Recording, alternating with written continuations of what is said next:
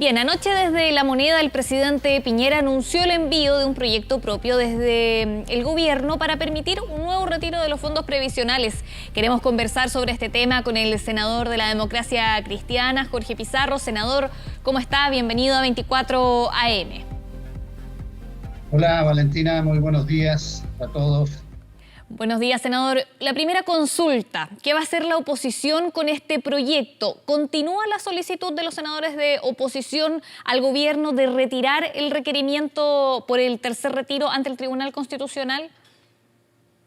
Bueno, nosotros le hemos manifestado al presidente que lo lógico y natural es que él promulgue el tercer retiro que ya está aprobado. Eso es lo más razonable, eso es lo que permite que a la gente que todavía tiene recursos en su cuentas de ahorro individual, pueda retirar voluntariamente lo que estime sea necesario para enfrentar sus carencias.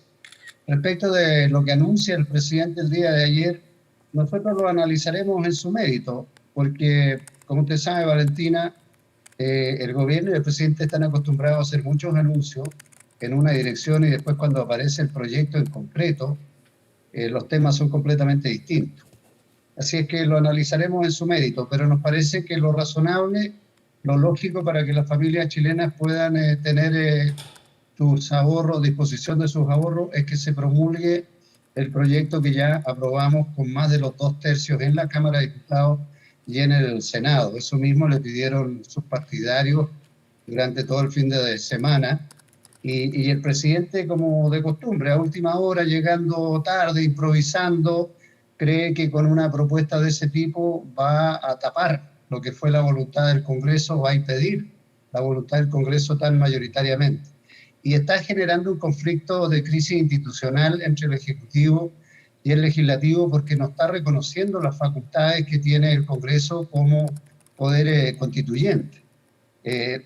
Las reformas constitucionales se pueden hacer perfectamente por moción parlamentaria si cumplen con los quórum reglamentarios, y en este caso los cumplen largamente. Más de 2/3 de la Cámara y del Senado aprobaron el tercer retiro. De manera que él a enviar un cuarto proyecto, un cuarto retiro, está cayendo en una contradicción gigantesca.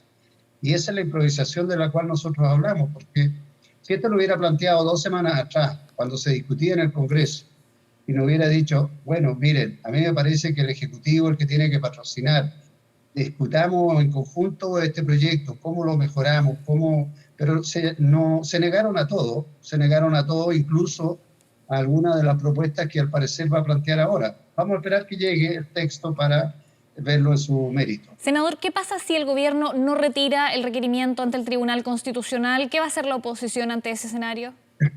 Nosotros ya tomamos el acuerdo de ir a defender el proyecto que aprobamos en el Congreso, por eso es que hablamos de un cuarto retiro. Para nosotros el tercer retiro ya está aprobado y vamos a ir al tribunal a defender lo que son las facultades del Congreso Nacional en materia de reformas constitucionales. Ese es el fondo del asunto. El requerimiento del presidente lo que hace es desconocer la facultad que tiene el Congreso en materia de reformas constitucionales y está generando un problema grave. Pareciera que el presidente no se da cuenta que en el Congreso hay posiciones que buscan generar una acusación constitucional. Hay gente en el Senado que ha pedido la inhabilidad por incapacidad mental del presidente. Hay movimientos sociales, organizaciones sociales que están llamando a un paro. Hay gente que ha manifestado de manera muy radical su protesta porque estos anuncios van a generar una situación de más complejidad, por ejemplo, para la subsistencia de la pequeña empresa. Nosotros le dijimos al gobierno que necesitábamos hablar y buscar un acuerdo más integral en materia de apoyo a la familia, en materia de apoyo a la pequeña empresa para la reactivación del empleo. Hoy día el país lo que tiene es un grave problema de empleo. ¿Por qué necesitamos llegar con ayuda a las personas? Porque no tienen ingresos para poder soportar la cuarentena. Y eso significa entonces que hay que entregar algún tipo de ayuda que permita que se pueda enfrentar medianamente bien la cuarentena. Pero después de eso lo que viene es una reactivación de la economía y la necesidad de generar empleo. Y en esa materia es que nosotros queríamos llegar y estamos disponibles para buscar un acuerdo que permita determinar cuántos recursos necesitamos ¿De dónde sacamos esos recursos? Y por eso planteamos una posible reforma tributaria más integral. ¿Cuánto endeudamiento puede asumir el país? ¿Cuánto de los fondos soberanos podemos usar para esta emergencia? Es decir, hacer un acuerdo más integral para encarar los problemas que tiene el país para los próximos 2 años. Tenemos el tema de los servicios básicos, tenemos un proyecto que hemos presentado al Ejecutivo y sin embargo no se dan ni por enterado. Entonces, para salir del paso, plantean este proyecto y viene con colgajo y con anuncios que no sabemos exactamente qué significa. Senador, hay uno de los puntos que ya adelantó el presidente. El proyecto aún no se presenta, el mismo mandatario dijo que se iba a presentar hoy, pero habló de la restitución de fondos que ya se han sacado a través de un 1% de cotización que aportaría el empleador y un 1% que aportaría el Estado. ¿Cómo toman ustedes este punto? Porque ya hay críticas a eso, porque ese 2% de aumento en la cotización iría directamente a las AFP. ¿Cómo lo evalúa usted ese adelanto que ya hizo el presidente Sebastián Piñera anoche? Bueno, creo que es un artilugio que lo único que hace es confundir más las cosas, porque en el Senado estamos en plena discusión de una reforma previsional más integral. Y ahí la diferencia y el debate que se ha tenido con el gobierno fundamental está en el rol que están cumpliendo las AFP. Y en ese proyecto el gobierno no toca en nada a las AFP y mientras las AFP sigan incólumes y haciendo lo que han hecho hasta ahora, hay un rechazo muy grande de toda la ciudadanía y en el Parlamento no va a tener apoyo una propuesta de ese tipo. Entonces, cuando él ahora lo que dice, mire, le voy a colocar un 2% a la gente que no tiene plata en las cuentas porque ya las retiró. ¿Qué es lo que está haciendo? Le entrega la plata a las AFP, con lo cual reafirma un sistema que está altamente cuestionado. Y eso va a generar más conflictos.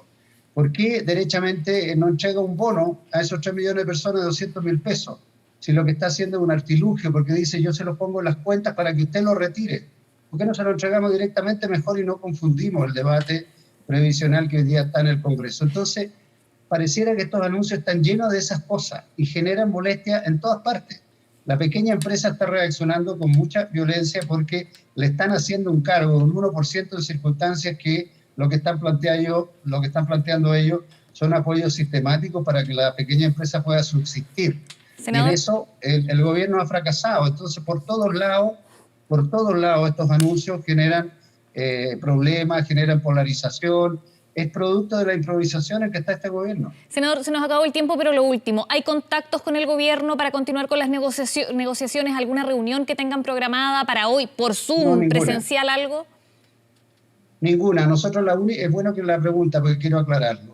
La única conversación que tuvimos fue el día viernes a las 7 de la noche con los ministros Cerda y el ministro Osa, con la presidenta del Senado.